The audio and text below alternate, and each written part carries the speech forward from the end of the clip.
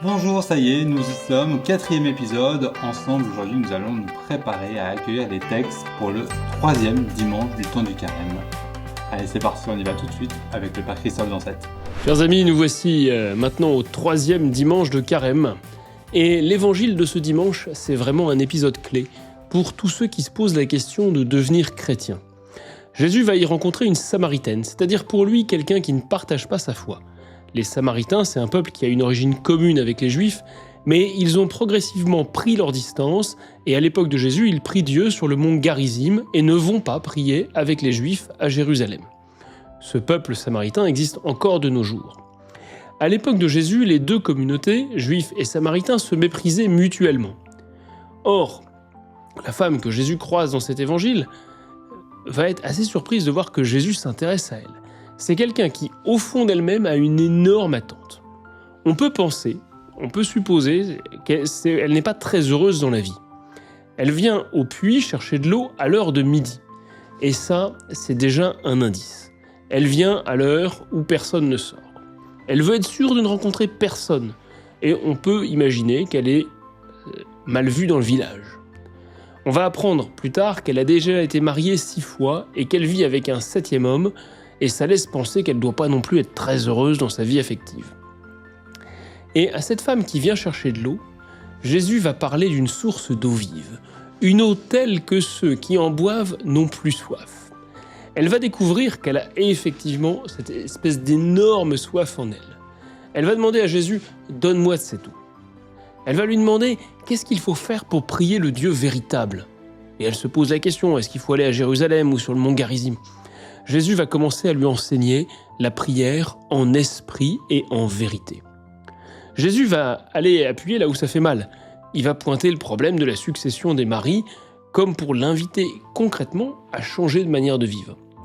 Cette femme va être bouleversée par tout ce qu'elle a entendu et elle va devenir témoin auprès des autres de tout ce que Dieu a fait pour elle. Prenons un instant, si vous voulez bien, pour nous préparer à écouter l'évangile de ce dimanche. Allez, sentons sur nous la chaleur de midi. Adoptons le personnage de cette femme qui est accablée par les soucis, qui peine sous le poids de sa cruche, qui peine sous le poids de ses problèmes. Entendons cet homme-là, très mystérieux, qui l'attend au bord du puits et qui vient lui parler d'eau vive, lui parler de la vraie prière, lui parler de ses péchés. Voilà. Laissons descendre en nous comme ce désir d'entendre nous aussi parler d'eau vive, d'entendre le Christ nous parler d'une vie nouvelle, d'une vie renouvelée. Évangile de Jésus-Christ selon saint Jean. En ce temps-là, Jésus arriva à une ville de Samarie, appelée Sychar, près du terrain que Jacob avait donné à son fils Joseph.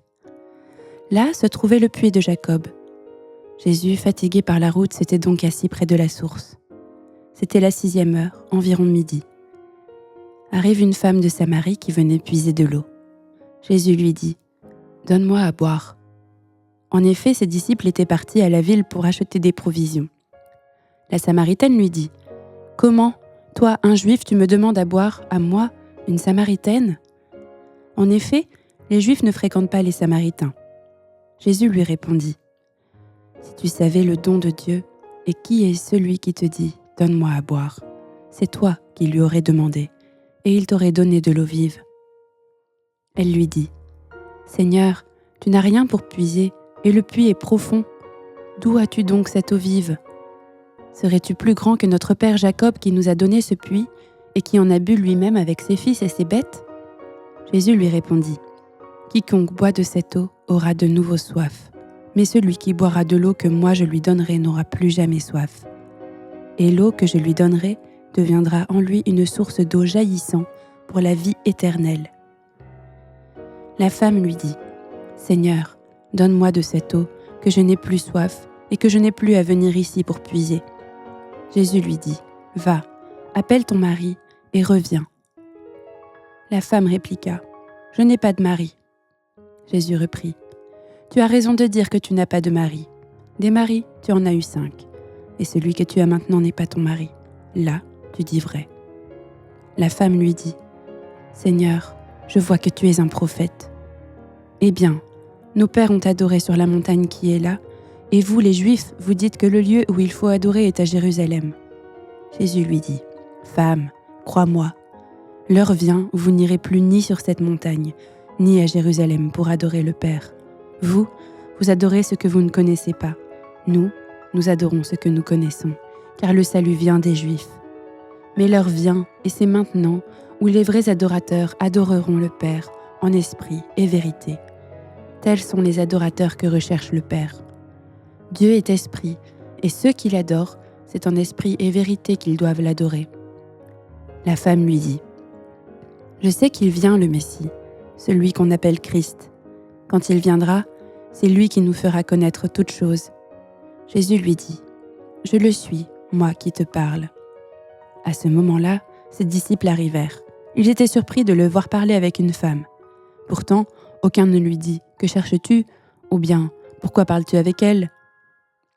La femme, laissant là sa cruche, revint à la ville et dit aux gens, « Venez voir un homme qui m'a dit tout ce que j'ai fait. Ne serait-il pas le Christ ?» Ils sortirent de la ville et ils se dirigeaient vers lui. Entre-temps, les disciples l'appelaient, « Rabbi, viens manger. » Mais il répondit, « Pour moi, j'ai de quoi manger.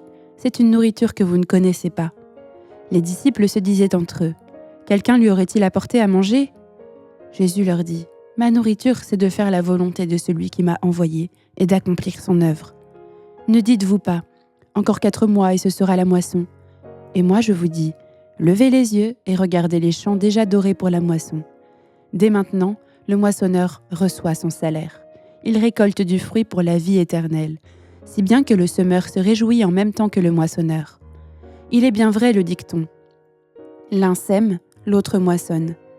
Je vous ai envoyé moissonner ce qui ne vous a coûté aucun effort. D'autres ont fait l'effort et vous en avez bénéficié. » Beaucoup de Samaritains de cette ville crurent en Jésus, à cause de la parole de la femme qui rendait ce témoignage. « Il m'a dit tout ce que j'ai fait. » Lorsqu'ils arrivèrent auprès de lui, ils l'invitèrent à demeurer chez eux. Il y demeura 2 jours. Ils furent encore plus nombreux à croire à cause de sa parole à lui. Et il disait à la femme, « Ce n'est plus à cause de ce que tu nous as dit que nous croyons. Nous-mêmes, nous l'avons entendu, et nous savons que c'est vraiment lui, le Sauveur du monde. » Comme je vous l'ai dit, cet évangile s'applique particulièrement à ceux qui préparent leur baptême. Et dans beaucoup d'églises ce dimanche, les catéchumènes, ceux qui se préparent au baptême, vont vivre les scrutins. C'est une étape qui consiste à demander la prière de la communauté pour trouver la force d'une vraie conversion, d'un vrai changement de vie avant le baptême. On espère effectivement que les futurs baptisés vont vivre une vraie transformation dans leur existence.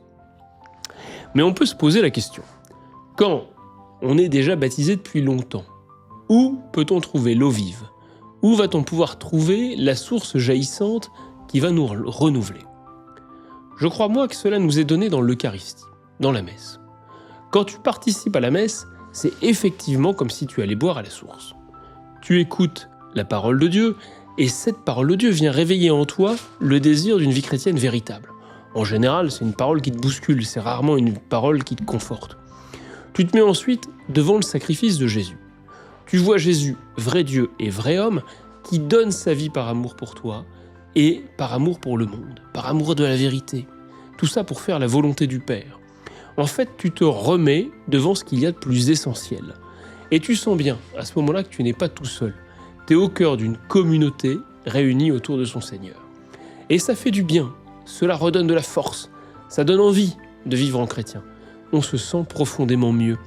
Moi, je peux te le dire, à chaque fois que je célèbre la messe, profondément, ça m'apaise, profondément, ça me redonne de l'énergie, profondément, je sens que ça me réaligne. Je crois que dans la vie de Pier Giorgio Frassati, c'était un peu la même chose. La messe, pour lui, c'était absolument central. Il a rapidement pris l'habitude d'y aller tous les jours, très tôt le matin, et à l'époque, on demandait d'être complètement à jeun avant d'aller communier.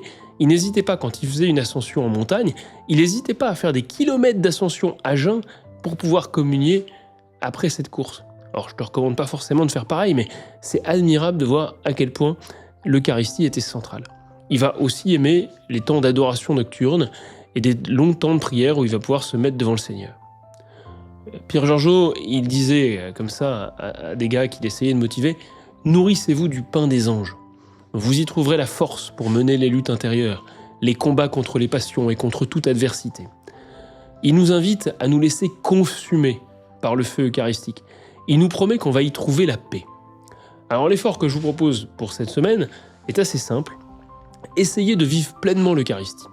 D'abord en essayant de vivre à fond la messe du dimanche. Le but est simple, quand le prêtre va présenter le pain et le vin sur l'autel avant la consécration, eh bien vous présentez votre vie, avec vos joies, avec vos peines, avec vos réussites, avec vos erreurs, en demandant que le Seigneur vienne transformer tout ça, vienne transformer vos vies, exactement comme il transforme le pain et le vin en son corps et en son sang. Et pourquoi ne pas essayer d'aller à la messe en semaine, une fois ou l'autre? Pourquoi ne pas essayer de prendre un temps d'adoration dans votre paroisse? Allez, cette semaine, nous allons tous boire à l'eau vive. C'est la fin de notre épisode. Merci d'avoir écouté jusqu'au bout. Si vous avez des remarques à nous faire, n'hésitez pas à nous écrire sur nos réseaux sociaux.